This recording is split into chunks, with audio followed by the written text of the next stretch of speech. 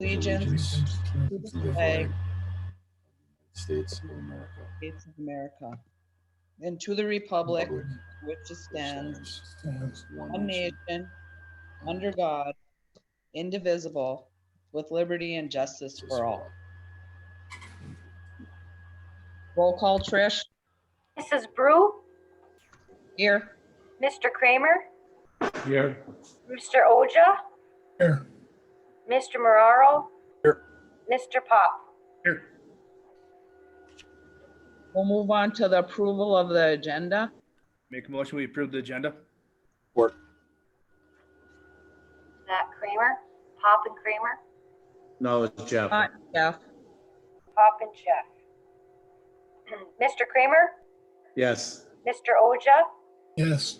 Mr. Marraro, Yes. Mr. Pop, Yes. Mrs. Brew.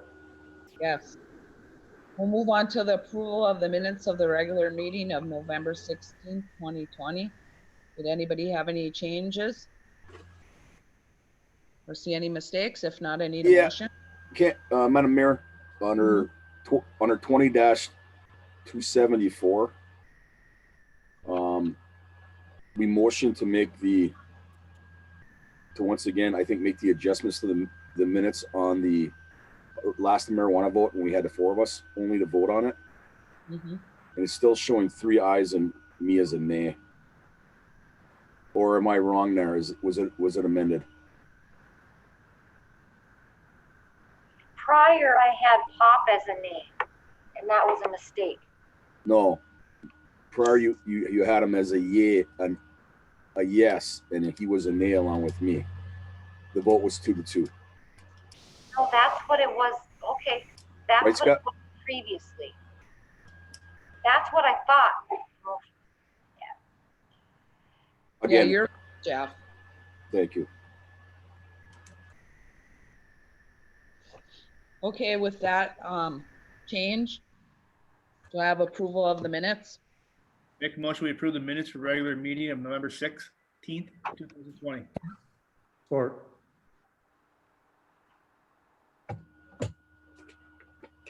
Mr. Oja, Yes. Mr. Marraro, Yes. Mr. Pop, Yes. Mrs. Brew, Yes. Mr. Kramer. Yes. Move on to the approval of the manifest 2020-23. Scott, did you have any questions? I have no questions for tonight. Brett? I have none. Jeff? I do not, Madam Mayor. Jeremy? I have none. Okay, I had a couple.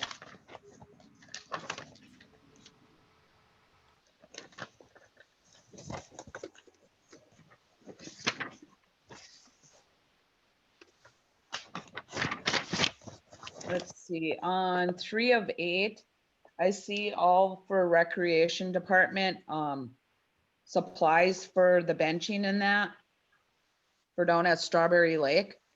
So when we hired the company to build them, that was just to build them, right? Yeah, that was just labor. That was just, okay, that's what I just wanted to check with you. And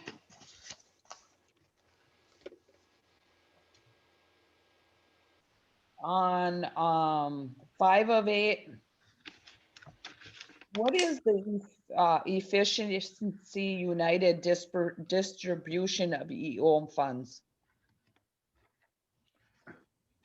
So under the regulation, what we need, we collect the funds for the EO program and then we distribute it, send it to Efficiency United.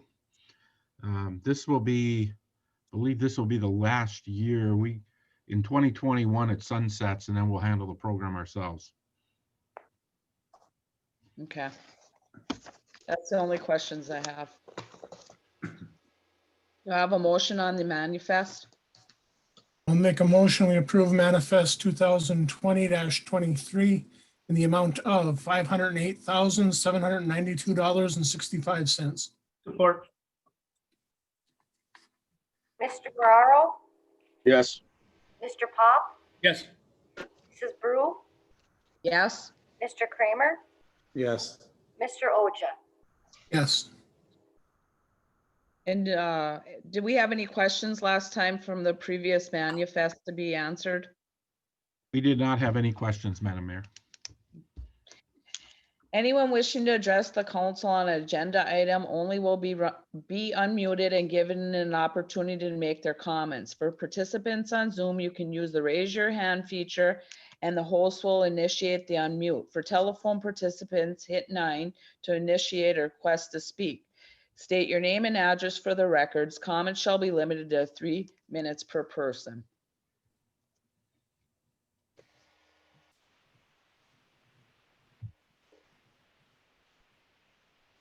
Okay, Madam Mayor, we have no one raising their hand, so we can move on. Okay. We'll move on to appointments and presentations. Presentation fiscal year 2019-20 City of Norway audit and management letter.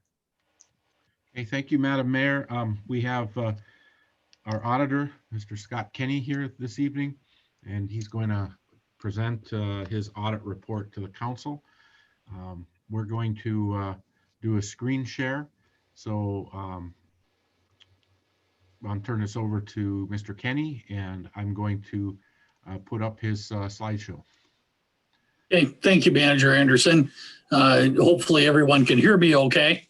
I have again prepared slides as I have in the past for, and it is intended, the slideshow is intended to explain what I feel are the highlights that are contained within the bound book, and then also the management letter that is contained.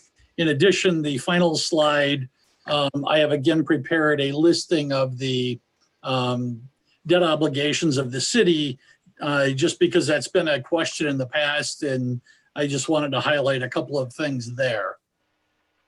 So Ray, if you could go ahead with the slide. The audit opinion, the page number references are actually referring to the page numbers that are contained within the audit report itself. Beginning on page 4 and actually continuing for a couple of more pages is my audit opinion. Go ahead and hit the report is again an unmodified report. That is the highest level of opinion that we as auditors can render on a set of financial statements. We did not have a single audit required this year because we did not expend $750,000 or more in federal funds.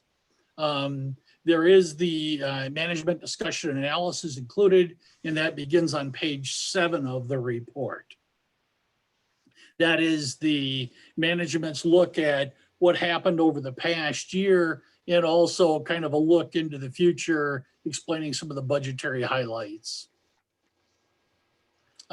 Starting with the actual performance of the funds, this is for the year ended June 30th, 2020. Beginning with the general fund, you can see that the revenues are nearly $3 million. The expenditures are about $2.7 million. There are other sources, those were transfers out to other funds of just about $200,000. So we do have a small net gain within the fund that is around $76,000. So we continue to perform well within that fund. This is a look, and you won't find this comparative information within the body of the book, but I have shown you this in the past, and I feel that it's important that we continue to take a look at what's happening over time and assist you with your decision making. You can see that this reads from left to right, oldest to newest, and you can see that over the last 3 years in particular, we've seen modest growth, but growth nonetheless, and that certainly bodes well for the performance of the city. I like to see about 4 months, between 3 and 4 months of fund balance on hand. You can see you're presently at about 500, round numbers, $550,000. Your total expenditures for the year were about $3 million. So we're not quite there, but we're certainly approaching that number. So that's good. Go ahead, Ray. Yeah, thank you. The next series of slides actually talk about the non-major funds. And these are the major fund, which is your general fund, and also your utilities when I get there. Your non-major funds are the rest of your governmental funds. Last year, your major street fund had qualified as a major fund. When I say last year, I'm talking 2019. And it had qualified as a major fund because of the level of expenditures that it had and the revenues that had come in. We did not have some of the road work done in the major street fund this year. You can see that the fund balance did decrease, and that's primarily with the local street fund. We did a transfer of about $160,000 from the major streets to the local streets, which we are allowed to do under Act 51. And that was all done, approved, done appropriately. So you can see that those two funds, the major street fund, which is primarily your highways and the roads that connect with another jurisdiction, remains at about $190,000. Your local street fund showed a nice increase, bringing that up to about $175,000. And you can see, going back in time, that we've really been building that local street. The first couple of years, there was no fund balance at all in that. The remainder of the non-major governmental funds, the downtown development, you can see that has been a pretty steady performer. We have money that's coming in. We are servicing debt. The city has done a commendable job over many years of maintaining the downtown development area, conservatively spending money, but servicing the various projects that have enhanced your downtown area. And that downtown area is defined within your downtown development plan, the TIF plan that you do have in place. The fire protection, this is an area that I had commented on in the past. We had some items going within there that were really not directly related to fire protection, but to fundraising and some of the firemen themselves, some of the firefighter activities. And those have now been separated, and that's a good thing. So I would expect that we'll not see this grow on a rapid pace, but I would expect that we'll see this grow over time as we head forward. The museum fund, the scale has changed here, so please keep that in mind. These are much smaller numbers. The museum fund, you can see, has been pretty consistent. We have been making some transfers in from the city, not extremely substantial, but about $5,000 as I recall. And there's other fundraising that's gone on. Given the COVID that happened, and we're still experiencing, there was very little activity at the museum this year compared to what's been done there in the past. I really don't know what's on their long-term plans, if they've got further work to be done there, but they've done a nice job of raising money over time. And you can see they did show a small growth during the year. Debt service, that's strictly where we're transferring money into the debt service fund and then paying those dollars out. So to see that there's no fund balance there, don't let that alarm you, because that's the way that the fund is intended. We move monies in from the various funds to service the debt, and then we pay those out, netting zero. Capital projects, you can see, and you might be alarmed that you're seeing a major decrease in the in the capital projects fund. That did decrease this year by $3,000, bringing it down to $11,000 as a fund balance. We have had the project going on at Strawberry Lake, and we also did the parks, the two small parks in the downtown area. So those, to see that go down, it is, in my view, a good thing. The fund is designed, you put money in there, you save that money up, and then when you decide you're going to do a project, then the fund balance turns itself around. So that's, we are now in that expenditure phase and have been for a few years. So that's why we're seeing a drop in the fund balance on the capital project fund. The communications fund is the first of your utility funds. You'll find that on page 21. This is unrestricted net position. An unrestricted net position excludes your long-term debt. It also excludes the value of your the system that you have in place, the hard assets, in this case, the equipment that are placed in folks' homes, telephones, and internet devices, and et cetera. So you can see that we had, going back to 17, actually, we're in a unrestricted net deficit. We have turned that around in 2019, kind of peaked that. It dropped off this year. And while I'm not overly concerned about the level of unrestricted net position, I am concerned that I talked to management about this when we did our exit conference. Seeing that unrestricted net position fall, if we see that over a couple of years, that's a concern. And it's particularly, I believe, noteworthy that it's occurring primarily on the TV side of things, not on the telephone or internet side of things. Actually, the internet has continued to increase.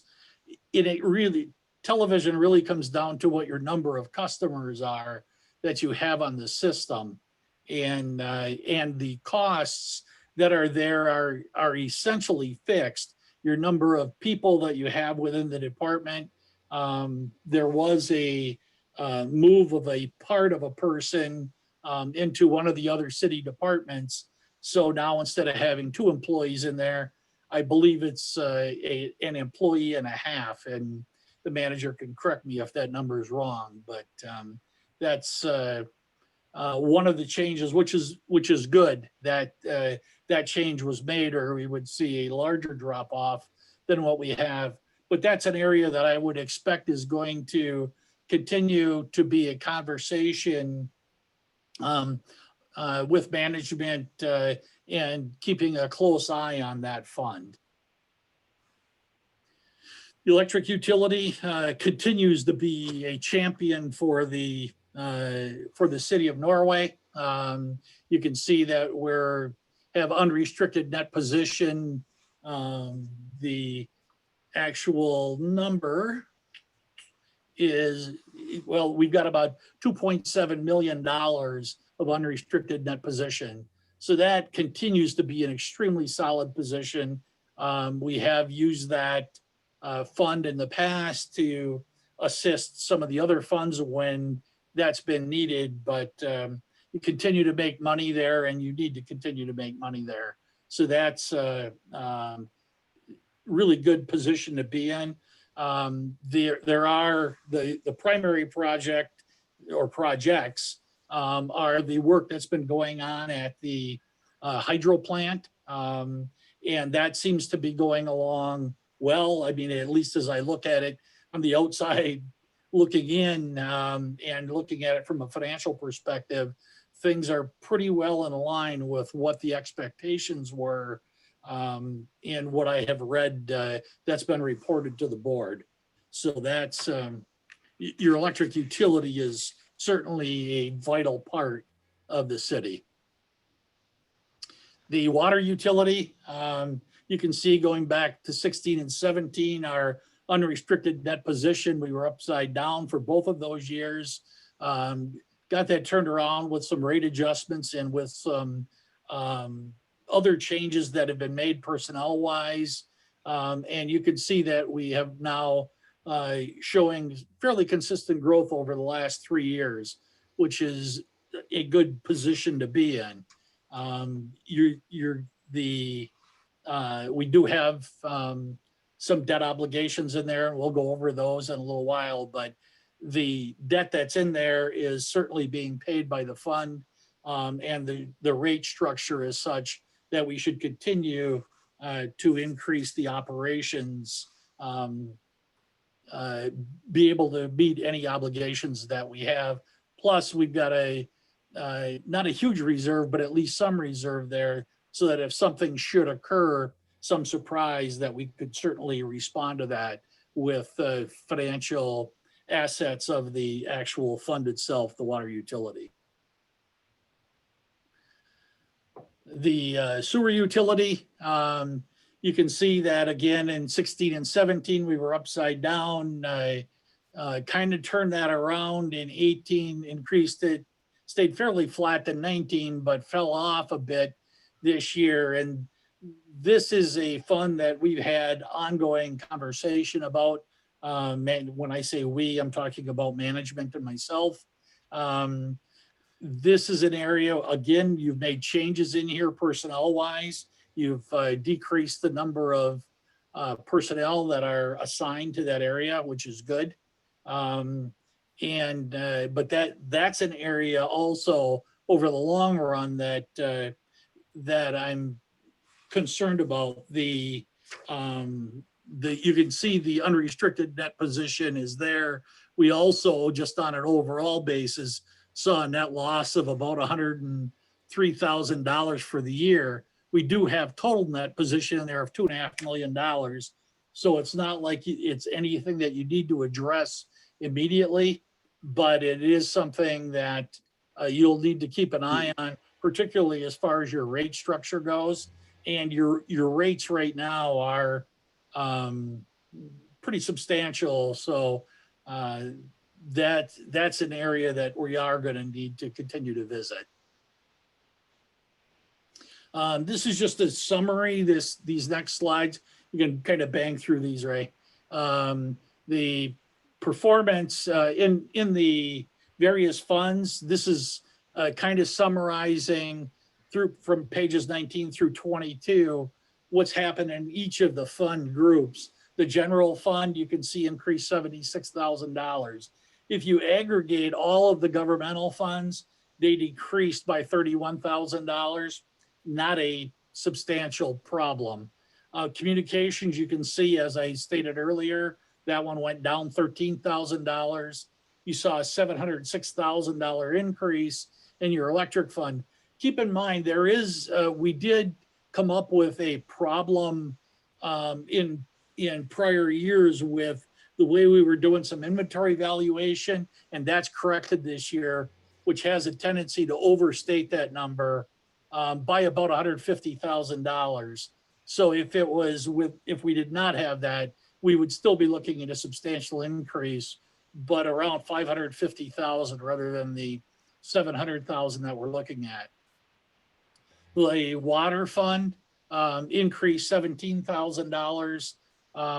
The sewer fund, as I stated, saw a decrease of $136,000. So that's the communications in your sewer funds.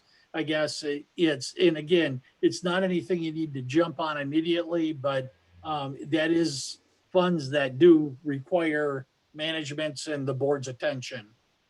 As I've done in the past, I want to talk a little bit about the pension plan. The underfunding in the plan increased. You can see the numbers on page 64.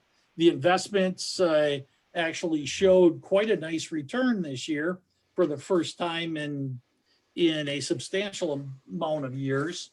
But the even with the better return, the what is referred to as the net pension liability, or the amount of money that the pension plan owes, or at least actuarial will owe, actuarially, excuse me, will owe, is now at just over, well, it's about 13.3 million, up from 12.6 million a year ago. So the number, even with a nice return, did indeed increase. And part of the reason for that is we've been using this smoothing technique. And you can see last year there was a large difference between the market value of assets and the actuarial value of assets. And this year that's much closer, about $100,000 apart. But what that did is it had the effect of actually diminishing the performance that was in the fund. And so while the assets performed well, we had were offsetting a portion of what the poor performance has been in the past. So the two numbers there, the 9.1 million and the 9.2 million that you're looking at, actually means that we've got $100,000 that's not reflected in the liability, that if you were using the actual market assets, that they would be there. Scott, Jeff Moraro, could you tell me what our return was on the assets percentage wise? If you look on page 64, Mhm. you will see the actual return was the net investment income. It's on the second grouping under the third item down under planned fiduciary debt position. It was $1.1 million on total assets of about $9 million. So it was around, net of costs, it was about 12.5%. Yeah, that's a very good return. Yeah, that's a good return. But if you look at the prior year, we had brackets around that number. We actually lost the money the prior year. So what the actuary's doing is taking some of those fluctuations and what they call smoothing them, or taking a 5-year average and setting a target and then moving towards that. So Scott, what was the actual increase or return that was applied after the smoothing? 811,448, I believe. But percentage wise, just so people, Percentage wise. Yeah. so for people can, remember we talked about the actual percentage. Yeah, the just on the return, or you're talking the smooth number, Ray? Yeah, the smooth number. The smooth number, actually, we showed about, for the current year, we showed about 6.5%. That includes, keep in mind, that includes the 12.5% that we earned this year. So we're picking up some of the prior 4 years' sins. Ray, what is this invested in? What is it invested in? Mhm. MERS handles all the investments, and I could not tell you. That's fine. how they So invest the money. MERS handles it's through MERS. Handles everything, lock, stock, and barrel. Yep, that's correct. If you want to take a look at how that's invested, it doesn't really say which vehicles, but if you look at page 55, there's a footnote there, and it shows actuarial assumptions, and there are asset target classes and how much they expect to earn from each of those, and the percentage of the portfolio that is invested there. Thank you. Ray and I have had discussions on an ongoing basis over quite a number of years, Mary as well, regarding the poor performance of MERS. That's what popped in my mind when I looked at the return over the last 5 years. it just doesn't make sense that, you've got substantial assets out there, and With them kind of numbers, you should almost be guaranteed a profit every year. Yes, well, and if you look at the prior year and you look at some of the performance measures that have been out there, if you compare it to S&P, if you compare it to any of the bond indexes, I mean, there's a number of comparative numbers that you can use, and MERS has lagged them badly over many years. That's sad. That's too bad. Yeah, and the problem is what happens is we've got promises to the employees that we're going to make payments for their pensions over time. So because of that poor performance, then it falls back on the taxpayers of the city, because that money's going to come from somewhere. Of course. So that's the problem with that. And that's really the message that I've been trying to express over the past several years as well. OPEB is an acronym for other post-employment benefits, primarily retiree health insurance. We did not get a new study done this year because we're not required to. We had one done a year ago for the 19 year, and the city's required to have that done on a triennial basis. So every 3 years. So some of these numbers you're going to see are a repeat and continuing forward. But you can see that at the bottom of that slide, our underfunding increased by $700,000 on the pension plan, and our underfunding on OPEB decreased, which is a good thing. When your underfunding goes down, that's good, by about $46,000.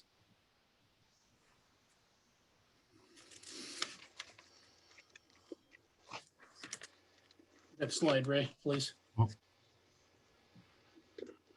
This is the letter of comments and recommendations. And there is no letter of comments and recommendations this year. There were no identified material weaknesses, significant deficiencies, material non-compliance findings, or other matters. This is the first year, I believe, that I have not issued a letter of comments and recommendations to the city. And that's a real compliment to the staff, especially given the fact that we were at least in the last portion of the year, working with many restrictions due to the COVID. I made substantially fewer audit adjustments. The books are in good condition. Audit was a little bit different this year, but the fact that you have no comments or recommendations certainly is a compliment to Ray, Mary, and the rest of the staff there. The debt schedule, there should be attached to the package. I don't know if it's not part of the slideshow, but included in the slides, I think that you were provided, I hope. Anyway, the last page shows a debt schedule, and I just wanted to highlight a couple of things. The first one are your general obligation or specific obligation debt. And this is just showing you what those obligations are and that they're being, what's occurring with them. You can see. Pardon me? Were them in the book? They were Oh, not in the they book. were No. attached, they were with your slides in your packet. Okay. Sorry. Okay, no problem. And the total general obligation debt was about $1.3 million at the end of the year. And the good news for that is the City Hall, if it hasn't been paid off yet, will be paid off in the 2021 fiscal year, as will the street improvement bonds. So there is about $160,000 of payments that have been coming out of the general operations of the city. And or the 80,000 and the 85,000 on the city hall, that obligation is going to be satisfied, and so that will fall off. There is specific voted millage for the street improvement bonds, but that will also fall off as that is, if it hasn't been satisfied yet, it will be within the next few months here. You can see the other obligations. We are in pretty good shape as far as the overall debt goes. In the second section of that schedule, you can see there's revenue bonds. Those are we've got $20 million of of revenue bonds, covering each of the funds, communications fund, excuse me, the electric fund, the water revenue, the water and the sewer. And the water and the sewer are both relatively new, as is the electric. Well, actually, the TV or the communications is as well. But the fact that those are being paid for out of the revenues of each of the individual funds. And that's the way they're designed. It's a proprietary fund or an enterprise fund is set up to show profit. And we need to show profit in order to satisfy the debt there. So that's, I know in the past we've heard that, oh, the city's got $35 million of debt, but keep in mind that 20 million of that is coming through your utility funds. And that it also includes the pension obligation, and I won't belabor that by entering further into that, and the OPEB liability, which has actually gone down slightly during the current year. So I just wanted to show that debt schedule again. It's similar to the schedule that I had provided to the council in prior years, and I think that has some good information on it as far as being able to split the types of debt that you have apart.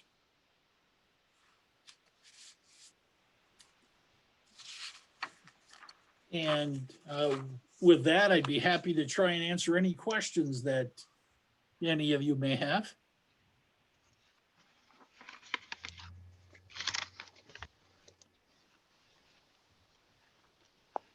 Does anybody have any questions for Scott?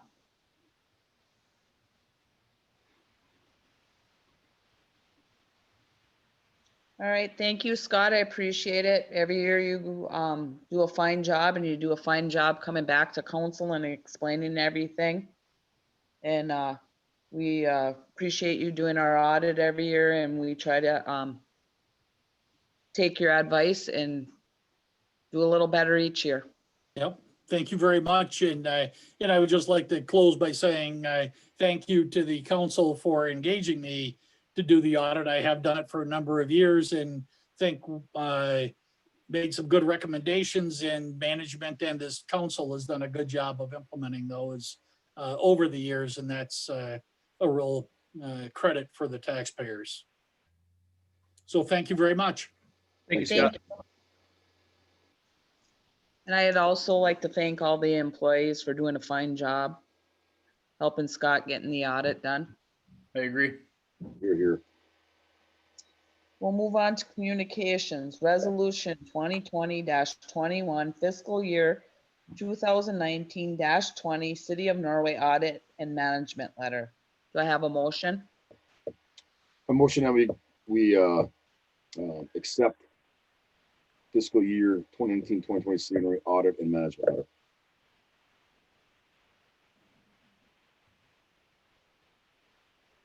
Support.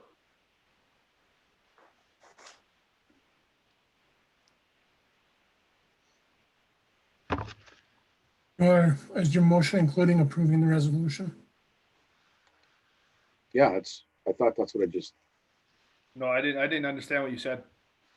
I said, I move that we approve resolution in acceptance of fiscal year 2019-2020 City of Norway audit and management.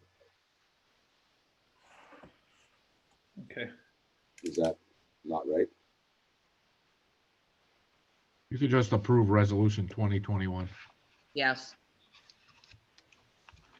I motion that we approve resolution 2021. Support. Sorry for the confusion, gang. That's okay. Roll call, Trish.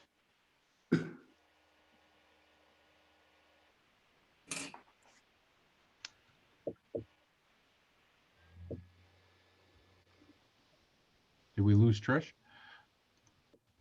I don't see her.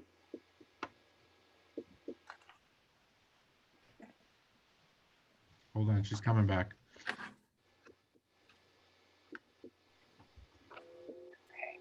Mrs. Brew, Yes. Mr. Kramer, Yes. Mr. Oja, Yes. Mr. Mararo, Yes, Mr. Pop. Yes. We'll move on to the approval legal marijuana ordinance amendment. Mr. Anderson. Well, we've had this up in front of us a number of times at the last meeting. Talked about having it come back once Councilmember Oja had a chance to review the previous information. And so now it's up for council consideration. One of the previous meetings, we did have a 2-2. The motion was to not amend, so then the motion failed at a 2-2. So now we have a 5-person council, so I guess it's up to Mr. Ode or the council to consider taking this up again. I'd just like to say that I can see why it was 2-2. This isn't an easy issue. I went back and forth on this quite a bit myself, in deciding how I wanted to go. But that's all. yeah, I would say the same. I've been back and forth as recent as today again. It's a very, very tough issue.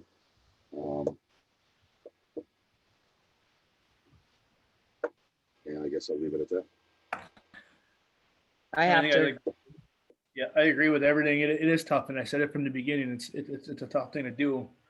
But the more and more you watch the news, the more you see of the coronavirus or the COVID-19 on the news. You're also seeing how marijuana is being legalized across the country. I mean, it's here. I hate to see it, but you're not stopping it no more either. It's legal. No, Now the House passed it. You know, it's it's past it Friday. Mhm. it's for legalizing it federally. I mean, it's there. It's just a matter of time before it's going to be completely across the board. Yep. It's revenue in it's to our area. I've said it before. There's pros and cons. You can argue and argue the whole next 3 hours if we wanted to. Why do it? Why not do it? People could argue, you're selling alcohol in town. Why can't you sell this in town? I mean, people, I don't know. This is tough. It's a really tough thing to do. If it was just the state said, hey, it's legal, that'd be a lot easier for us state said, hey, you can put it in your town. They're telling us like they do all this other stuff that they tell us we have to do. They're not, it's a tough situation. And Jeremy, I don't feel bad for you, but it's just now you see what we've been going through, in the council, the 2-2 last. But now with the House, I've received some calls and, for people that were against it. And I have seen some calls that people were, hey, bring it in. So I don't know. My decision, I guess, is going to be when it comes down to when she asked Mr. Pop. that's I'm still right now. It's up in the air. That's all I got Yeah. to say. Real quick, Candy, just one more comment for me. When I decided to run for city council, it was basically to promote business in town, and promote increasing revenue, tax base, and our utility base. So kind of what I keep coming back to with a tough decision like this, is, what are you going to do, man? I also, this has not been an easy decision for me. It's hard. But it is here. There's certain people who think it ain't here. It is here already. I like the idea that it's more controlled, and it's hard to give up the tax revenue. We need the tax revenue to keep the town up, keep the roads up, and everything else that we need to do here. And Now- go ahead, Scott.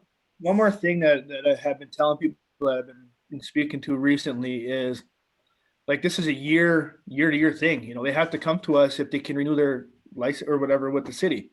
If we have too many issues, we can say next year, sorry, it just didn't work out. You know, so Right, I'm gonna bring that up too, Scott. And I also wanted people to know I had, people approach me or call me, and some people are like, I'm glad you voted against it. And then there was other people saying to me, how could you not take that? This town doesn't get any business in it, and the city needs the tax revenue. And we've even talked about the jobs, Kennedy. And we And know the these are job. good. These are good paying jobs. They said with full benefits. I mean, there's a lot of pros to this. So Well, with that being said, is there a motion to approve the legal marijuana ordinance amendment?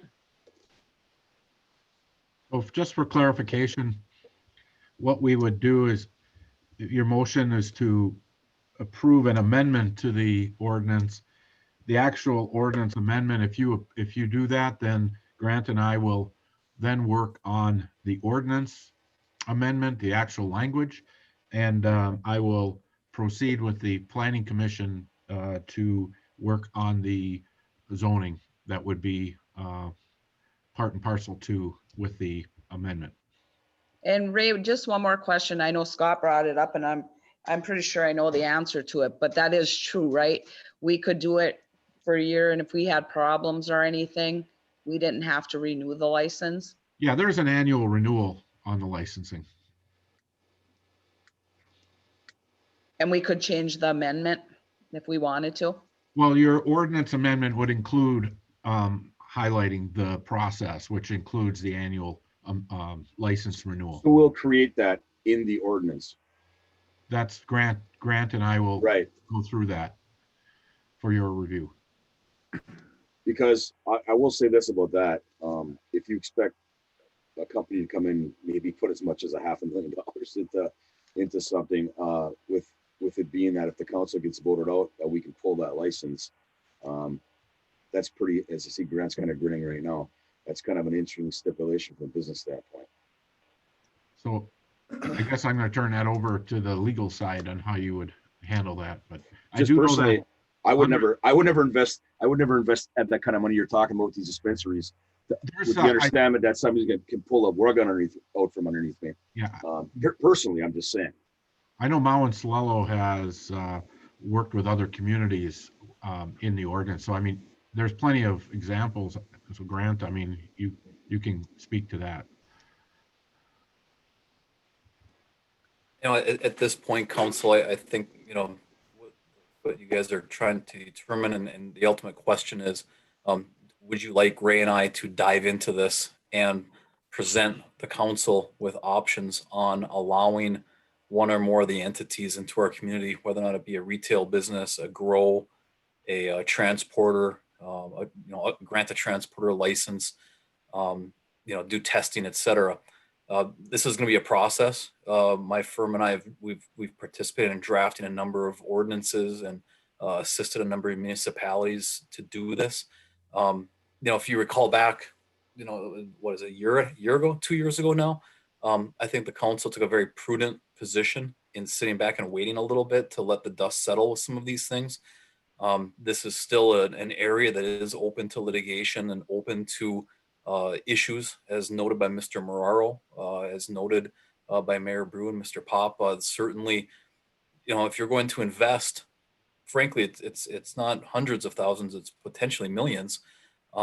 These companies are going to want some assurances that with the whim of a council, it doesn't get pulled out from underneath them. So I think this needs to be a very careful, well thought out plan with in the ordinances we've drafted. It's been evolving. Iron Mountain was one of the first to implement ordinances. And that was, they took the lead, one of the earlier ones in the state, frankly. And that's evolving, but it's not without issue. Menominee, we are currently assisting in guiding them a bit. And we have the benefit of hindsight, and we have the benefit of municipalities across the state to further refine, kind of what template we're looking at, and the mechanisms moving forward. So, whenever we as a government kind of get involved with business, there's issues that could arise if we start to manage, if you will, business.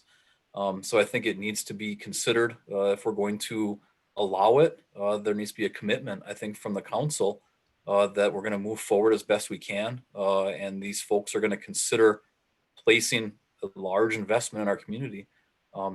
As noted, we can change the ordinance.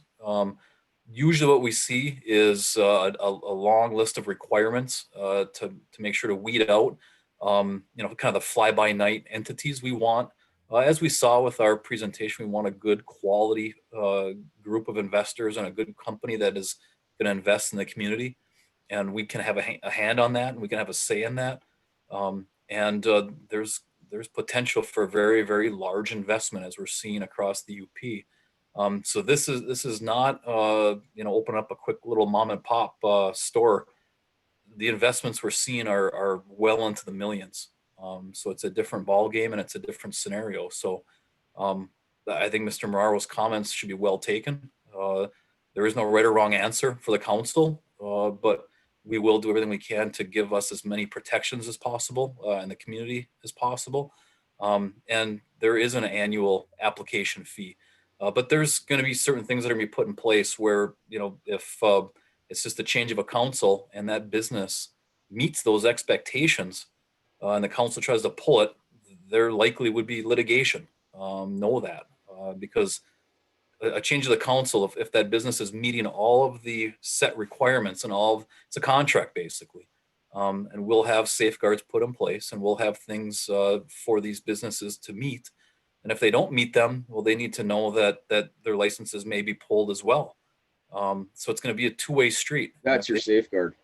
If they comply with our community standards, if you will, and what we expect of these companies, and we have a good harmonious relationship where everybody does what they're supposed to do, I won't have any issues. If they do not follow through with what they're supposed to do, and they don't keep their promises, then we may have fallout. You see Foxconn down in Wisconsin with these huge promises. There's entities throughout the UP with this. There's a lot of promises made, and sometimes people make promises to get that step up, and they can't meet those promises, and then it becomes an issue. So it's fraught with a few issues here and there, but I think at this point we're in a position, if the council wants to move forward with us looking into this and providing options, we're well positioned to do so. Thank you, Grant.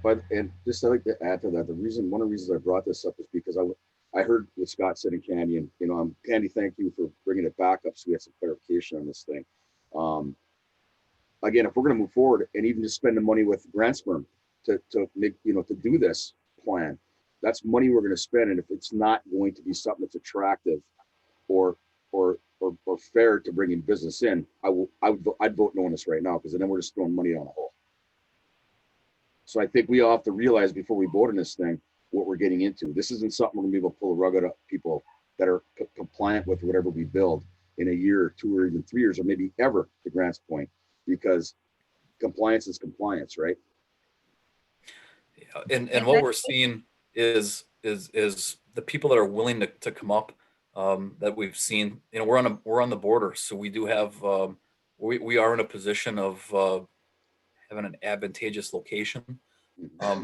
What we're seeing and what we've developed is you work with all the interested parties, both the municipality, of course, and also the interested businesses, to put in reasonable and attainable goals, but also safeguards for the community. And it becomes here are our expectations, and everybody agrees to it by submitting those requests and move forward.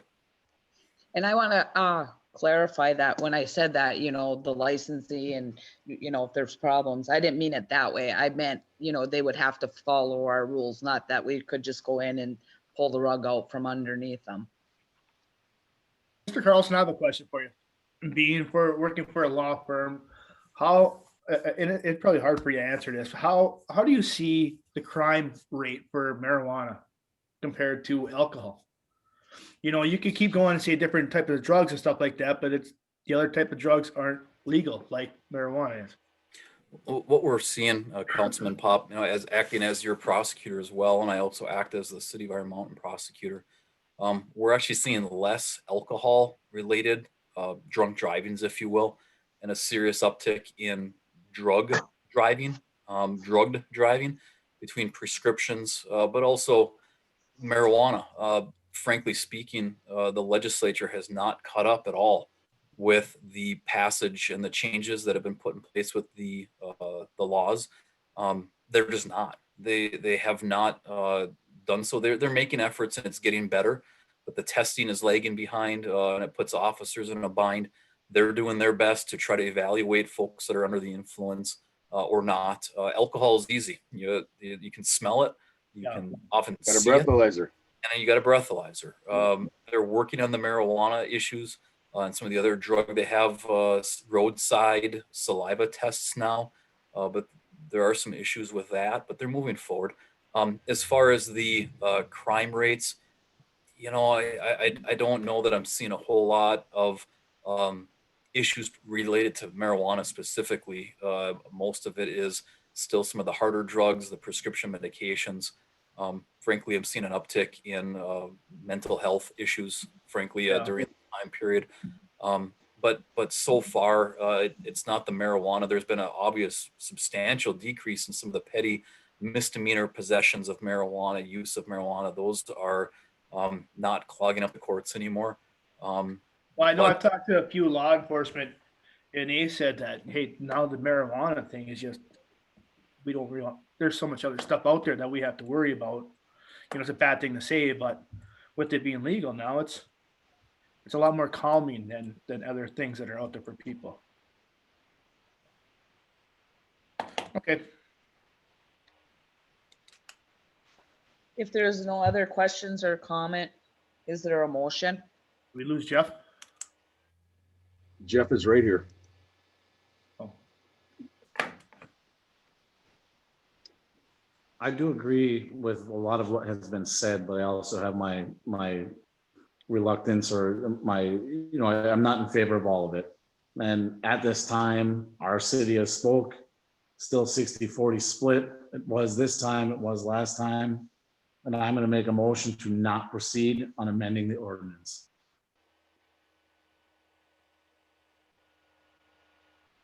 Is there a second?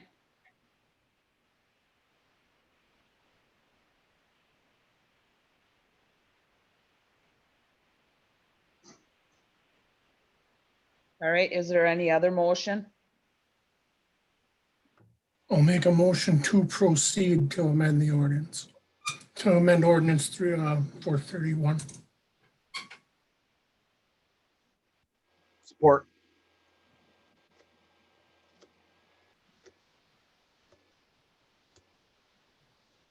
Mr. Marrero, Yes. Mr. Pop, Yes.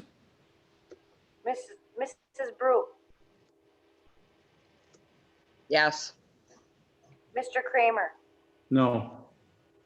Mr. Oja, Yes.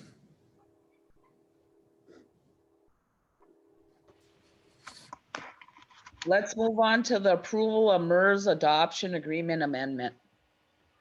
Okay, so this is merely a housekeeping request from MERS. The agreement that we have, and I'll kind of defer as far as the agreement is stated, I believe it's under Public Act. MERS created by Public Act. The addendum, all the addendum does is it lists the separate contracts that we have, the employee groups, our union contracts, and who's eligible and who's not. Doesn't change anything, doesn't add anything, doesn't delete anything. It's just they wanted the council to reaffirm the current status of the employees and the eligibility. Grant, am I correct in saying that? I know you and I, we've delayed this a month or so just because we were looking at and trying to decipher the original agreement, but I do believe it's under Public Act. Yeah, and Ray, one of the things for council's purposes, it MERS is MERS, and I think we can beat a dead horse with some of the frustrations City Manager Anderson has conveyed. And if obviously for those of you who have been on the council, it remains an ongoing issue. And if Mr. Menegini was here, Mr. Menegini would make some comment to the effect of another mandate from Lansing and another mandate, et cetera. Oh, I'll take that flag up, Grant. You know that. There you go. You know, they sent this to us with the direction from MERS that that the council needs to adopt this addendum. And of course, the first thing Ray and I looked at was, well, you know, it's as City Manager Anderson noted, it appears to be, and it is it's like filling out your 401k information each year and just checking boxes that, you know, certain people are, you know, can continue to be part of the MERS program and go through it. My comment was, well, what agreement are we doing this for the addendum to? I wanted to try to get the original MERS agreement that we were amending. And we sought and we contacted and we tried and we made efforts to try to get that. And of course, we got spun around in the spin cycle of bureaucracy and red tape, and nobody seemed to be able to provide the original MERS agreement. So that was my first initial issue. This Doesn't that sound fishy? I'm sorry? Why would you not give us the original? It was done back in I don't know how many years ago that it was actually implemented. But Ms. Pollard attempted to obtain it from down in Lansing. I know Mr. Anderson sent an email, I believe, as well. I think Ms. Pollard sent a couple of them trying to go back to, again, the original agreement, partly just for bookkeeping purposes to have it on hand, because it's been so many years. But of course, MERS could not provide us the original agreement. But this restate, it's like I said, it's kind of like going through your retirement account and checking the boxes to reconfirm that, you know, you want the reconfirm and annually look at, you know, who are your employees, who's involved in it, et cetera, et cetera. Maybe Mr. Moraro can provide some insight with his background on his job, but it seems like it's just an annual or couple year review of who's involved, how many employees we have, how many people are participating, and check the boxes and send it back in. So Grant, go ahead, Kenny. Mary, did we ever have a original copy of this? I mean, that just seems really weird that we wouldn't have a copy of something that we signed in for a retirement. We found some resolutions, you know, where we approved stuff, but we could not put our hands on the actual agreement. How did you feel when you talked to them? Well, and like Ray said, I think they're kind of established under Public Act, correct, Ray? And I think that's what they kind of kept referring back to. Yeah, that's what I'm guessing based on what information I've received and what I've been able to look up, that the program is established under Public Act, and that's why it's not like an actual contract or agreement that we would normally see. And the resolutions, I think the first resolution goes all the way back to what, 61. So guys, could it just be the fact that the nomenclature, they're actually calling an addendum? They're calling it an addendum, yeah. And it could just be, and it could just be, right, it could just be that they're looking for updated information. Is that what I'm hearing? Yeah. Yeah, but why didn't they just ask for that instead of calling Exactly. it? No, exactly, Candy. That's what I'm saying. They shouldn't have called it an addendum. Or they're not changing. If there's no changes, additions, or deletions from the, you know, and I understand we don't have the original, but they're stating that there's no changes, additions, or deletions to the program. After 2 decades of arguing am pushing with MERS and fighting with them on certain things, many things, I think that it has been my position at this point that I'm not trying to evaluate or quantify how they're answering, because it's just like Attorney Carlson said, it's you get in a spin cycle and your head just spins, So I got to try and keep myself grounded when I'm doing this, and I look at what we have to do. Like in this case, they need a document approved by the first of the year, and so we tried for the last couple months, and we'll continue. I mean, that's a question that actually came up a number of years ago. If Mary remembers, we asked that same question, and kind of got in the same spin cycle. So we're not going to stop asking about it. I want to verify where that original agreement is, but I'm guessing that based on what I've been able to look up so far, that the details are really established under the Public Act. Grant, don't they have to provide it to us under the Freedom of Information Act? Yeah, if we were to FOIA it and wait the Yeah, well, time that's- period. You want to make us, we're all pissed off at mirrors, let's face it, right? We don't like how they do business. Maybe Right. we make a statement and request it. We do that. It's not unheard of. We'll get our copy charges, but at least we'll have it at some point. Well, then we'll have it, right? Yep. At least we'll have the original, and we'll know what the heck they're talking about. When of did just- we get this Go ahead, Ken. notice? When did we get this notice? Did it say like in September? Yeah, it was mid-September. Yeah, and then we're waiting till now to put this through. I mean, Well, if I had to we put want it through in September, information on it, and here, we don't even have a copy of the original. I mean, were the employees notified too, because they're No. part of this? No. This is something that MERS is doing with the employer. There is no original. It's online. This is all online. So there is no original.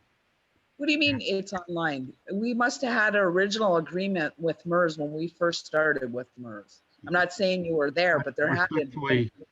Respectfully, I mean, I've been asking for years, different times over the agreement issue.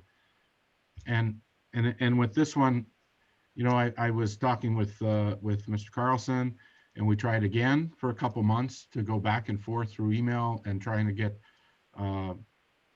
copies of the agreement. And so. I Why mean, weren't back we in the same notified position. in September of this? Excuse me? Why were we not notified in September of this? All right, I apologize that I did not tell everybody in September that I received an email asking for the addendum. I was working in the staff level with the attorney, trying to get an agreement, and we quite frankly ran out of time, and I have to put it on the agenda for the council to approve it. It is a housekeeping issue. It is nothing more than clarifying who participates within. I did not, maybe it's poor judgment on my part, I apologize, but I did not think that this was, from what they were asking, was something that was earth-shattering in the sense that we were making any changes, whatnot. I just wanted to provide you with as much information as we could, rather than bring it to you and then you ask that same question. Well, where's the original contract? I kind of anticipated that we wanted the original contract if it's called an addendum. But like it was stated, I'm not sure if it even should be called an addendum. Exactly. I would argue that if they called it an addendum, that's on them. Yeah. I mean, when you say it's an addendum, that's a change, some type of change to a agreed upon document or contract. So I'm with Candy, but I hear you, Ray. I get you. I think it's poor wording on their part. I think you're probably right that it's housekeeping. But Grant, you know what, you deal with addendums all the time in your world, right? I mean, this isn't, personally, unless we're going to get thrown out of the goddamn program on January 1st, I'd love to be able to go back, get the Freedom of Information Act, get the original up here finally, and then hold their feet to the fire on this thing. Well, I think looking through it, Councilman Moraro, I mean, I think they call it an addendum, but it's as noted, it's sent to HR And it's just like if you go in and meet with your financial planner and you check the boxes, how I high agree risk. 100%, Fran. My understanding, Mr. Anderson, to make any, there's no changes, there's no like designation of employees or not. It's a updating beneficiary, if you go in and do your update, your beneficiary, it's, one of the things I'm looking at, when are you eligible for MERS? Well, it's upon hire, it's not a waiting period. I don't think there was any change. My understanding, there wasn't any changes made. It's more for HR and for making sure that all the records are up to date as far as the municipality. Yeah, Agreed. and I read through that to see, but I don't know if anything's changed because I didn't see the original. You guys didn't see the original. And the problem is you're saying we don't think, but you don't know. Well, no, we have an agreement. We have an agreement with the employees that specify what the requirements are. And we have resolutions from past councils on what the participation levels are. We know what those participation levels are and what those agreements are. This is just clarifying and I guess saying the council saying, yes, those are what we've agreed to in the past. We have those resolutions. We have those union contracts. So this is, I mean, it takes 10 minutes to figure out when I go through it that this is nothing changed from what we've already doing. The only we thing is have when the they said the word documentation. addendum, then the question comes up, well, what addendum, what's our original contract? What's the original agreement? And it was something we wanted to see. We wanted to see the original agreement and we couldn't get it. So, but there's nothing in here. We know that. I can say that for a fact. There's nothing in here that makes any changes one way or the other. Because I've negotiated those contracts for 20 years and I put those resolutions through. Other than the ones that went pre-1999, I've been here. So there's no changes. But you said you didn't think there was any. No, I know there's no changes. I know there's no changes. Mary, do you feel like there was any changes? Just to have your opinion too.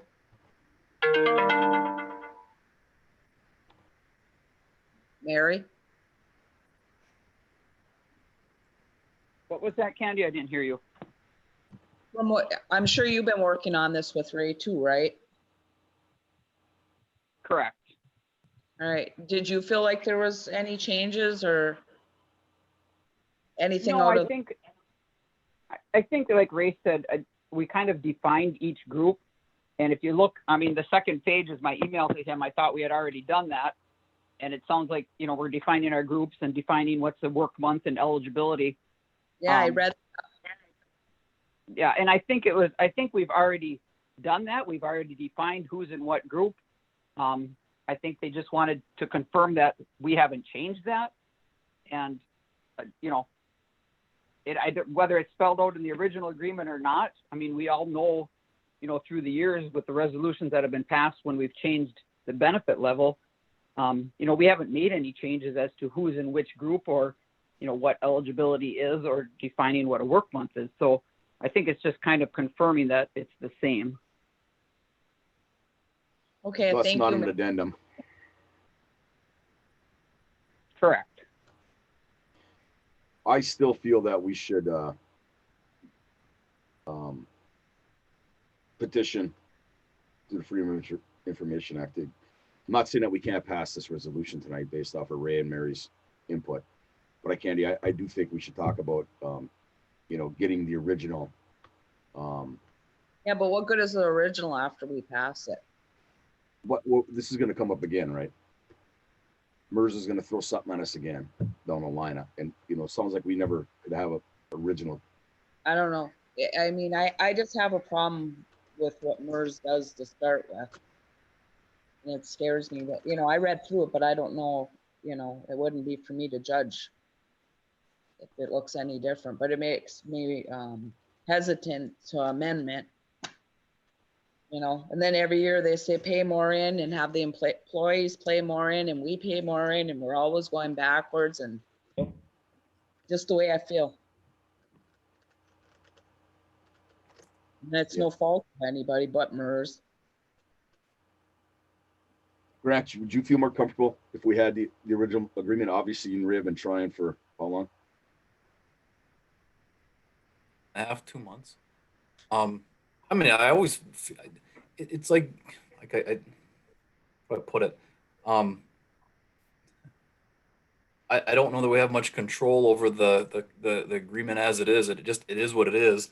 This is, as noted in the first page, it's trying to help clarify or streamline some things that continue to come up and problems that arise during their administration of the funds and administration and work with the municipalities. Um, you know, it's always nice to have. That's one of that when we both kind of chuckled about it. We saw the addendum. First thing Ray and I both said was, well, where the heck's the original that they're trying to amend? Mhm. Just it's a common sense first question.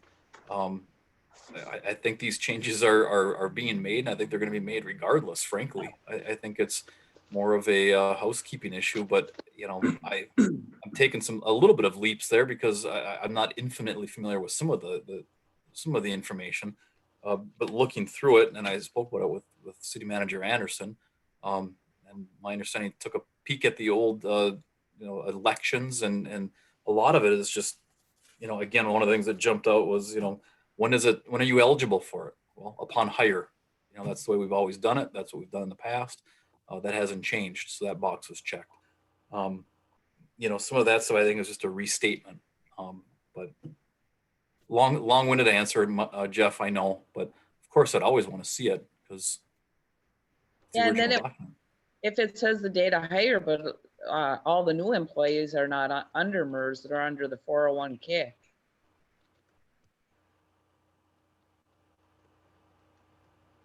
From reading through it, I mean, it definitely says there's changing. I mean, it says leave of absence is changing, the day of work definition is changing, all these things are changing, so there's changes. It is an addendum. I mean, if you read through the paperwork, there's definitely addendums. So to say that it's not, it is. There's changes in all this. That's exactly what the explanation that's all written down is. It says, well, what is changing? It's all written there, what's changing. I know how much money this city spends and sends the MERS every year, and not to have the original agreement that where all this thing started so we can piecemeal all this back together to know where we're at, know where we were. I guess maybe this is how government works, but there's a business on the planet that works that way. I can tell you that. And I do agree with you, Jeff, but like I said, they have written what's changing. Yeah, I got you, bud. No, that's great. That's great, Brett. I still would love to actually see what we signed up for, back in 1961, right? Since nobody can provide that document. If council has trepidation about it, perhaps, and I hope Ray doesn't cut my knees off. I don't mean to speak out of bounds, but I'm assuming Ray would say the same. I don't know that this has to be done tonight per se. If you'd like Ray and I to take another shot and put increased pressure on MERS, make a shot at it and set this for the next meeting, perhaps indications that our council is not willing or inclined to adopt it without more information, maybe that shakes them loose a little bit. Right? Whatever your pleasure. It had to be done by the first of the year. Oh, So just, I mean, I'm reading through what Councilmember Kramer is. Yeah, I'm looking at the changes too now, sure. Yeah, well, what is changing? MERS is providing you with a structured form to help you better define your plan eligibility provision. The form will help us clarify whether your part-time, temporary, seasonal, voter elected, appointed officials, and contract employees are eligible for the retirement plan. Moving forward, you can choose to exclude classifications of employees based on your needs. For example, blah, blah, blah, it goes on. What is changing? Nothing's changing. We have a contract, we have negotiated contracts that we have changed over 20-year period that I've been here. MERS will skip leave months when determining, this is what's changing, Ray. MERS will skip leave months when determining the employee's final average compensation amount for benefit calculation. Lump sum payments issued during a leave month will not be used in calculation of benefits. Number 2, third-party wages are no longer reported for leave of absences. Should I go on? There's changes. You don't have to, this. because No, I'm fully aware of that. The point is that we define all of that in our union contracts, and then we tell MERS who's eligible and who's not eligible and what those eligibility requirements are. We have done that over the years in resolutions to MERS.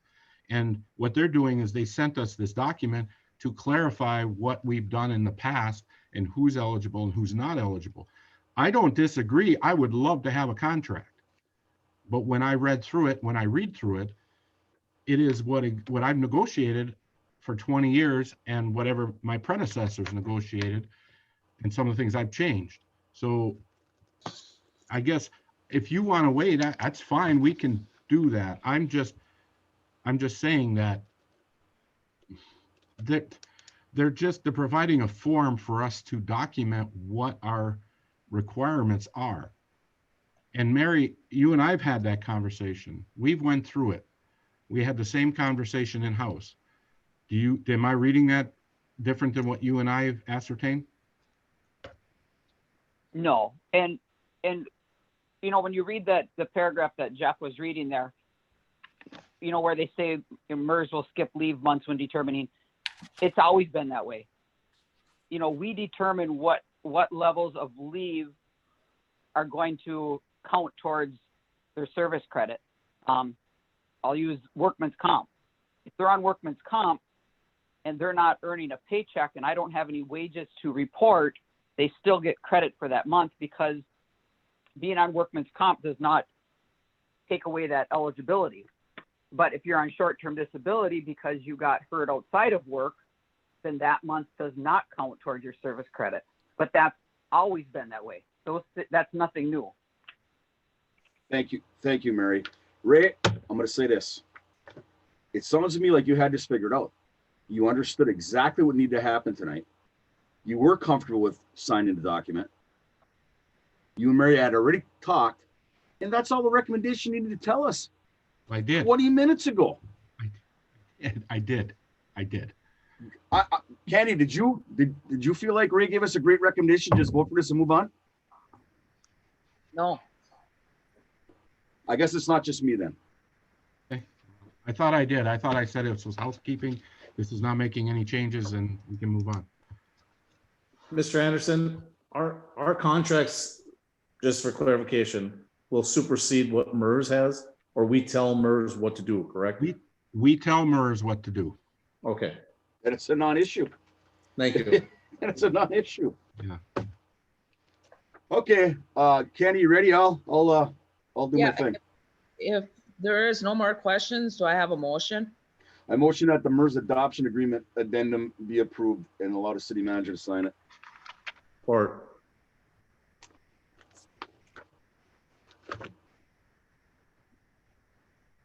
Mr. Pop, Yes. Mrs. Brew, Yes, as long as there is no changes to the contract. Mr. Kramer, yes, Mr. Oja, Yes. Mr. Marraro. Yes, as long as there's no changes.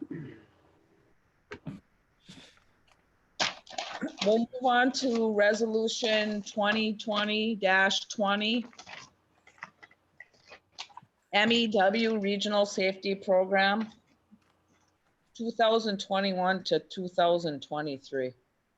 So our current agreement with MEUW for our safety program expires in 21.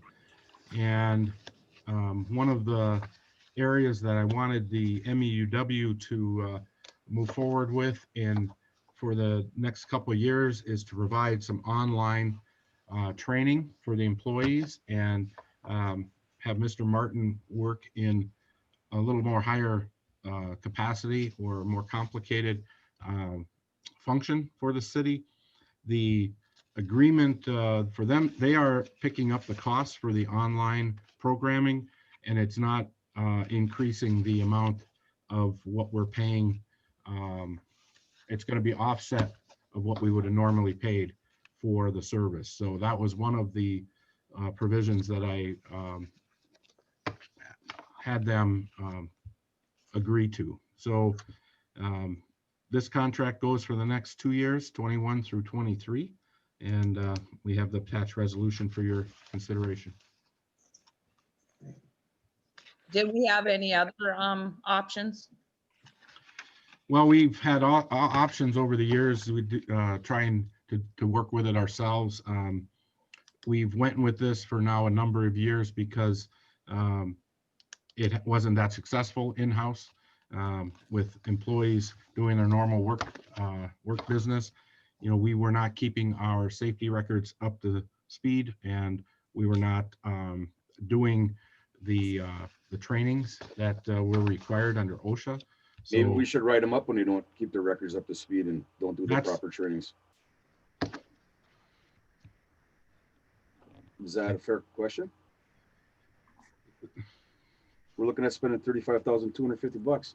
I know this this program has been pretty successful for us. I think, you know, we have a pretty good safety program, and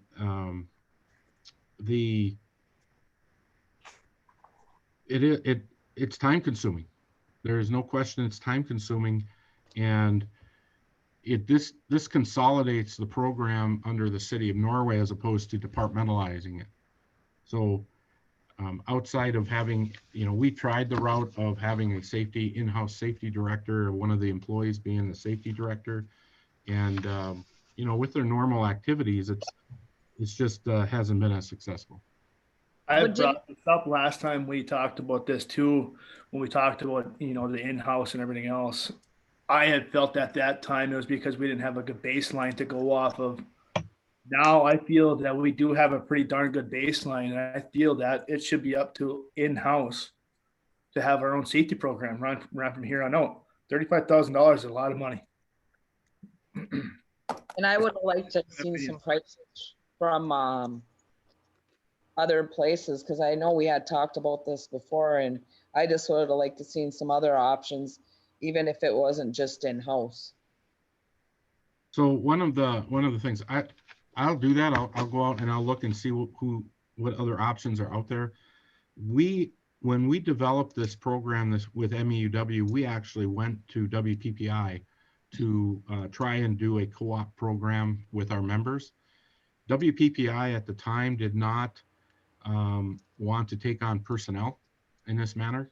What we wanted to do was hire an individual amongst our members and have them work with, like in this program, we are partnered with Florence, Crystal Falls, Eagle River, and you know, that's how this got developed.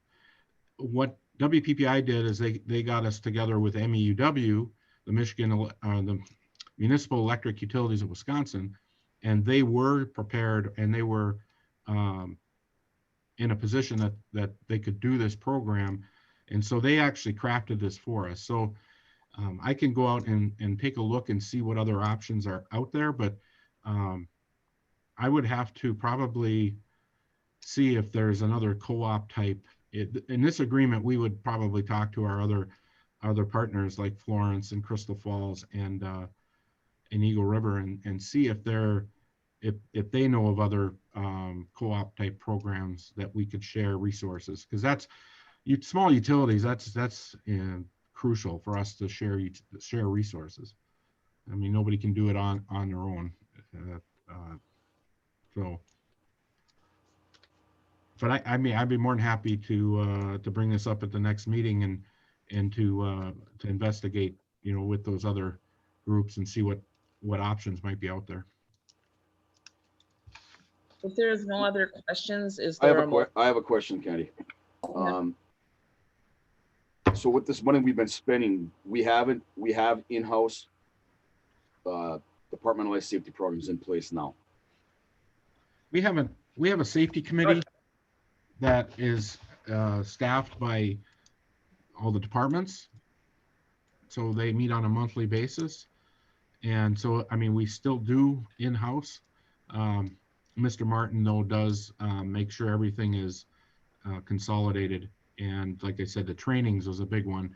And that's why I wanted to push towards online training, because there's no sense on some of these trainings that we have to do every year that we can't get this through online. Now, if we don't go through MEUW and we can go and do online ourselves, we're going to have online training costs, you know, with the materials and the programming. But that's very common in a lot of businesses that have online programs, especially with shift employees. Let me ask my question a different way. If I walk down to the hydro plant, is there a book of a documented safety program that our employees can grab and look at, and we have a safety program in place? We do have a safety program book, but one of the problems we had was that we were trying to get that updated.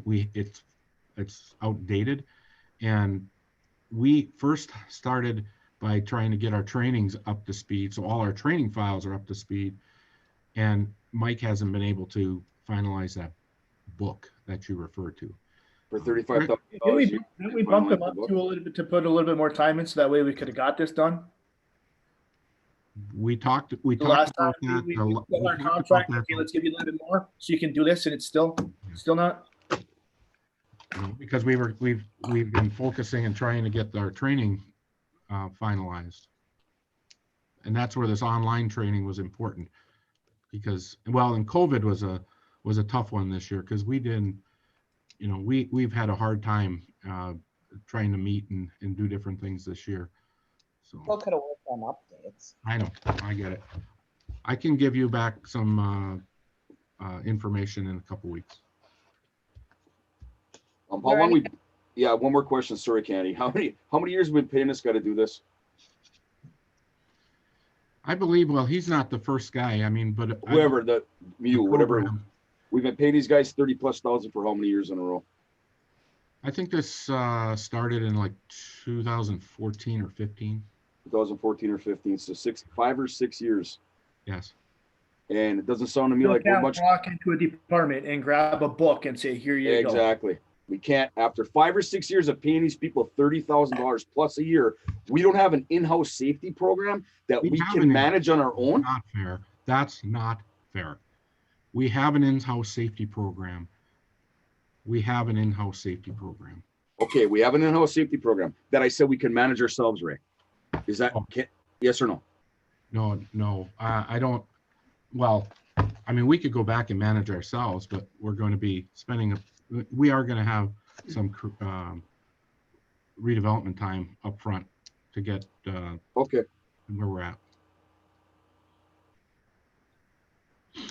If there is no other comments or questions, is there a motion on resolution 2020-20 MEUW Regional Safety Program for the years 2021-23? I'll make a motion, we table the resolution 2020-22 until next meeting.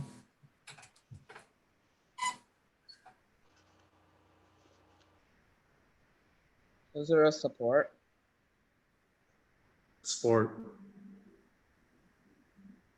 Mrs. Drew? No, No. no, Mr. Kramer? Yes. Mr. Oja? Yes, Mr. Marraro? no Mr. Pop? No. So I'm going to come back here now. Do you want me to tell Mr. Martin to clean out his stuff and we're going to go a different direction? I'll just have to come up with something. Yes. Okay. I'll do that.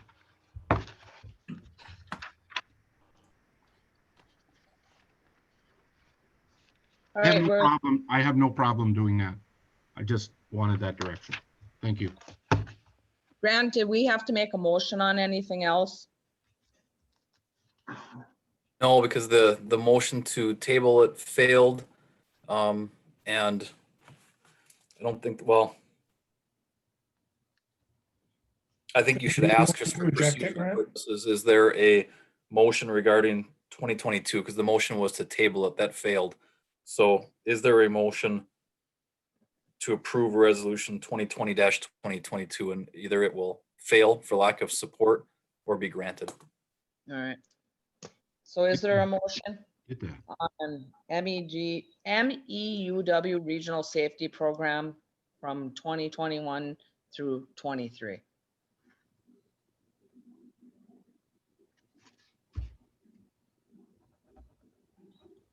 Okay, there is no motion, no support. We'll move on to approval. City Hall Fire Suspension Backflow Preventer. Mr. Anderson.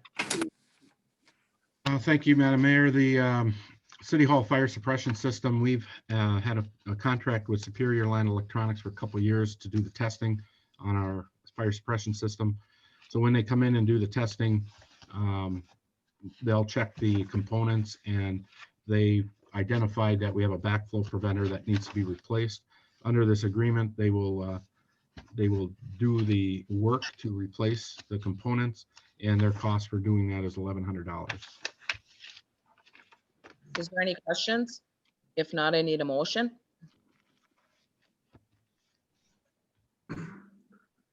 I make a motion that Superior Land Electronics be approved to provide, install, and test a new backflow preventer on the fire suppression system at City Hall for a price not to exceed $1,100. Or Mr. Kramer, Yes. Mr. Oja, Yes. Mr. Marraro, Yes. Mr. Pop, yes. Mrs. Brew. Yes. We'll move on to ordinance number 439. Mr. Anderson. So as I mentioned previously, with the township pulling out of the joint planning and zoning program that we had, our ordinance, we needed to create the new ordinance, creating the city's planning commission pursuant to Public Act 33 of 2008. That ordinance is provided to you tonight for your approval. Under our charter, we do not have to have first, second readings. This is a pretty straightforward housekeeping situation where we've done that in the past. Our ordinance stipulates that how we post it after council moves forward. With ordinance or amendments that are discussion based, we do run through, I put through under first reading, second reading, and public hearings. But again, this is something that we need to move forward with, have this created. So then at the next meeting, we're going to be appointing our board members, and then we're ready to go first of the year. Are there any Does questions? this include the ZBA? Does this form that as well? The ZBA is actually created, Jeremy, under the zoning ordinance. So this creates the planning commission, and then your zoning ordinance would create the ZBA. Okay. Is there a motion? A motion that ordinance number 439 be approved. Support. Sorry, was that Oja support? Yeah. Mr. Oja, Yes. Mr. Marraro, Yes. Mr. Pop, Yes. Mrs. Brew, Yes. Mr. Kramer. Yes. Anyone wishing to address the council on any item will be unmuted and given an opportunity to make their comments. For participants on Zoom, you can use the raise your hand feature and the host will initiate the unmute. For telephone participants, hit 9 to initiate a request to speak. State your name and address for the record. Comments shall be limited to 3 minutes per person.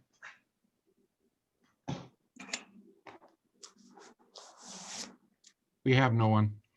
Okay. We'll move on to mayor and council comments. Scott? The Strawberry League done with the construction donor? Yes. Okay, where are we at with the electrical that's being done out by Forest Drive there? They're done for the year. Finished the first component of the project. I'd have to ask Scott where he ended up with the restoration, but I know that a couple weeks ago that was what they were working on. And then next year we have the second phase of that. Is there a way we can get that big reel of wire taken out of there, up by the fence, by the school property there? Sure. Yeah, that's what I was gonna ask when it was completed because there's stuff Yeah. laying around. And that wire laying out there for anybody to cut it or whatever. Ridiculous for what we paid for that it's sitting there. What I'd also like to say is obviously everybody knows, Governor Whitmer and the health department extended it another 12 days for the COVID, whatever you want to call it. So just hope people are still understanding, it's a real thing. This is really touching home to a lot of people. I hate to say this, but we all know Mr. Carlson, sorry to hear loss of your good friend, colleague, great guy. This COVID's a real deal, guys. It's not a joke.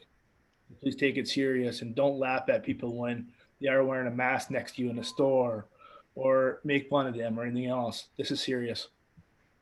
That's all I got. Brett, I have nothing. Thank you. Jeff, Yeah, is the softball field pump irrigation, everything done up at Shrubbery Lake? Did Beck Just need to finish? be energized. So we just have to get our guys out there to get the electricity to it? No, it just needs to be, the pump will be put in place next spring and we energize it and it's ready to go. Wasn't that supposed to be done in July? That was, It was June and then it was July. we were waiting on the electrical, and then it didn't make any sense to energize it up this fall, this late this fall. When was that grant or the DNR grant? That was when that was done. We were on an extension and it was done in June, wasn't it this year? Yeah, it was, it actually got extended out to October. Back last year for doing it. Yeah, he had to wait for the final components for the electrical. That was what we were waiting on. We finished that up. And so we're going to be able to go in the spring when we energize it up and be done. So then it's a no then. Okay. The new field, I got some pictures of from the, when the fencing contractor went in there. And I see where we're just, 3 and maybe 4 feet of grade off for that project that we spent. How much we spent on our project, Scott? The whole project, I think we have, I can't remember what we have sitting aside or earmarked for it, but that fencing, the fencing, I think was 23 or 33 or something like that, 1,000. Yeah. The report I got back, and I'm not saying it's God's truth, but we actually had equipment and employees out there, and the fencing contractor asked them if they could just move some dirt to get this thing close. And the answer they received was no. So they finished their job and it looks just terrible. Okay. So I want you to follow, unless you have all the answers, Ray. I have some answers for you. Okay. Because I want you to follow up with whoever the supervisor was that told the guys not to do it. I did. Okay. And in my report, my executive memo, I tried to explain a little bit about that out. Mm-hmm. It is not 3 to 4 feet. It's Okay. 1.5 from home plate out to left field. The city employee that was out there with the equipment, we moved the baseball pitching. That's where when we were out there, and they already had a hard time. They did go over and try to help, and they had a hard time at that point, with the ground. They did not say we weren't going to do it.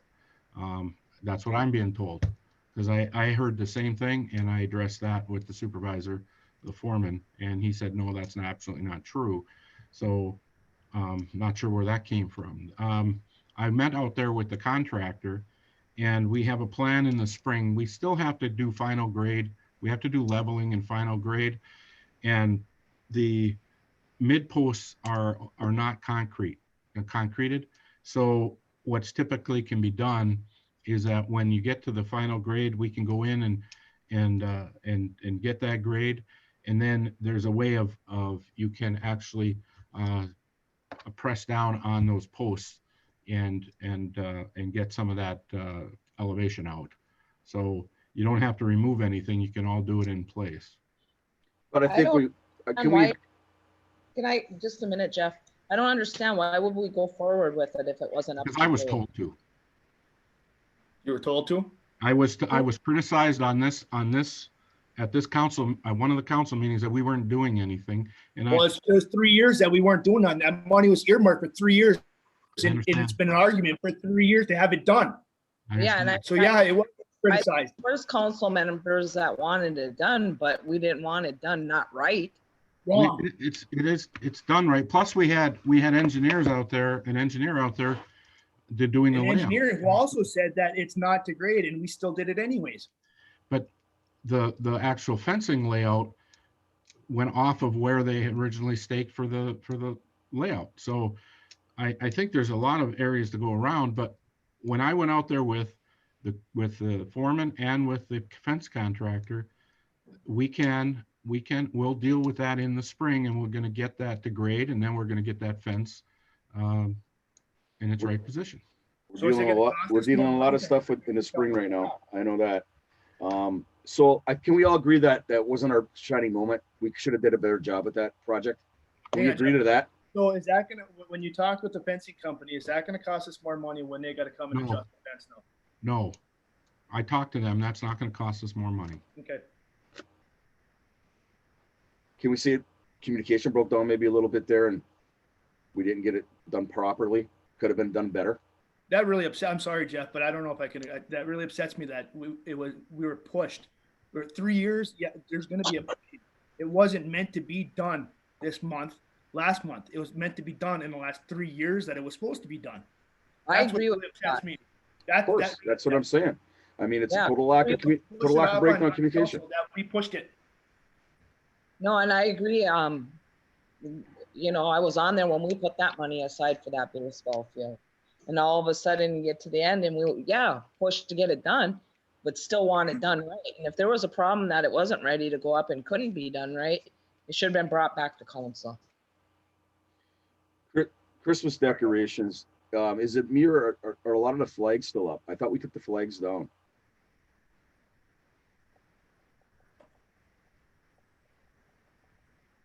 I haven't wrote. Harry I didn't- working on them today, so I don't Oh, were know. they? Okay, because I did not go down Main Street today, but it looked to me like a lot of flags are still up, going in. When I was on Main Street today, Terry was working on putting out the Christmas decorations. Okay, thank you. Yeah, but what about the ones that the city put up? I mean, I go down Norway Hill. First of all, this is one of my big complaints, and I'm sorry, Jeff, to butt in on time. Feel free.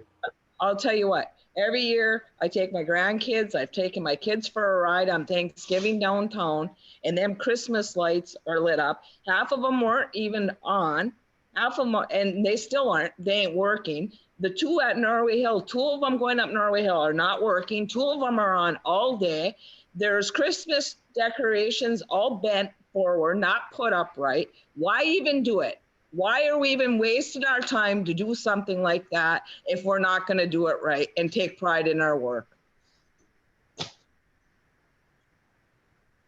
And they should have been up by Thanksgiving. Every year they're up before Thanksgiving and lit for Thanksgiving. And I would think on a year with COVID-19, where people can't get out of their house and be around other people, that at least we could have the enjoyment for our children and grandchildren and whoever else wants to enjoy them to go downtown. And I'm not talking about the lights that Terry puts up every year or whatever. The city is responsible, the electric department is responsible to get them up, and they have.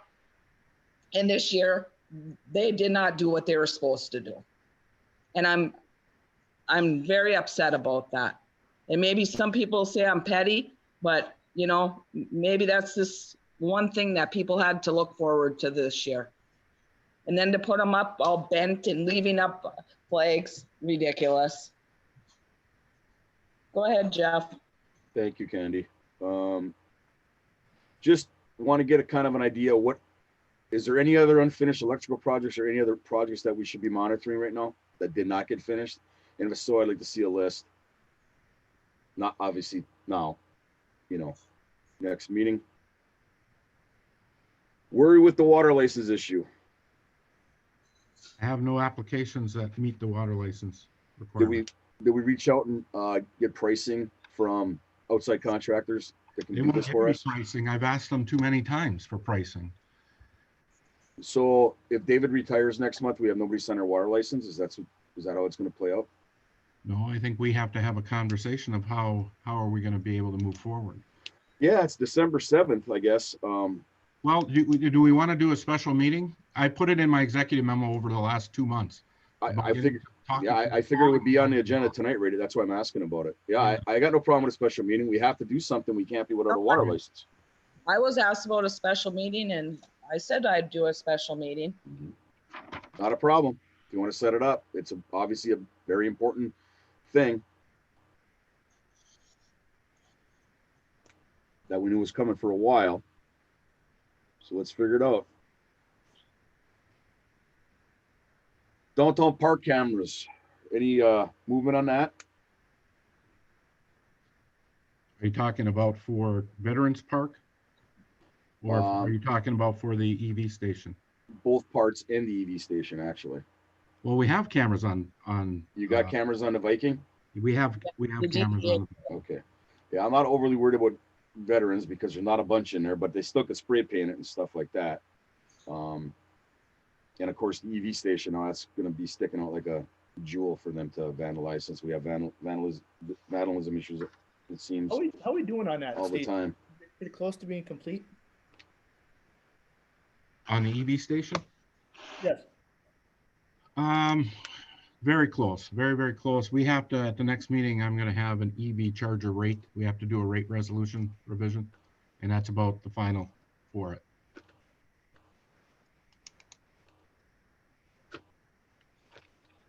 Anything else, Jeff? I'm going to refrain from adding anything else at this point, Madam Mayor. Thank you. Jeremy? I got nothing tonight. Okay. I already gave my opinion on the Christmas lights.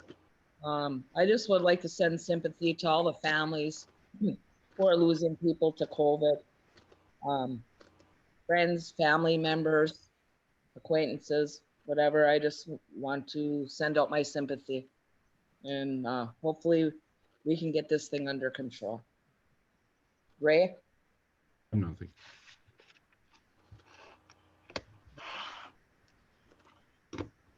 Nothing. Nothing? Grant? Echo the comments of council folks regarding kind of where we're at with this pandemic. I know it's been long. I know it's been difficult.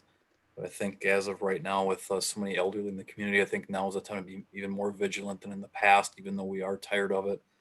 My understanding is there's a vaccine right around the corner. And with the amount of elderly in our community, I think we should be supportive of trying to do all we can to protect them as well. But also, I know it's hitting a lot of the businesses as well. So I would urge people to try to help out local businesses. And I realize it's a little outside my scope as city attorney, but as a taxpayer and as a citizen, I think a reminder of how important both our local businesses are, but also our elderly, and doing what we can to try to help everybody involved and get through this. It's the holiday times. Let's focus on family, friends, and being positive and moving forward with hopes for 2021 being a better year than 2020. And as to the marijuana information that council, the direction, I'll start working on that.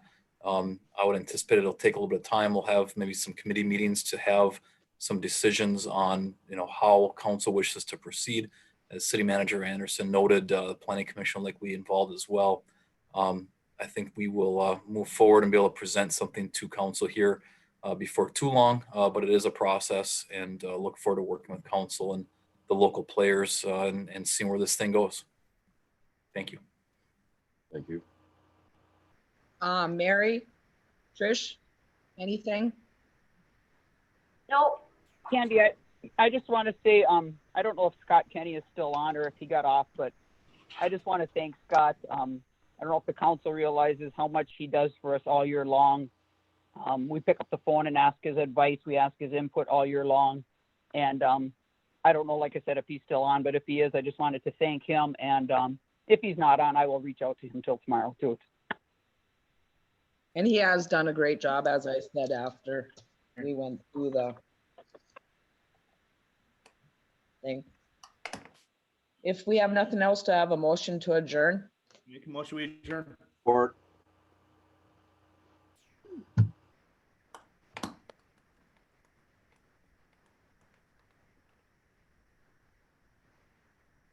Okay, that was Pop and Mararo.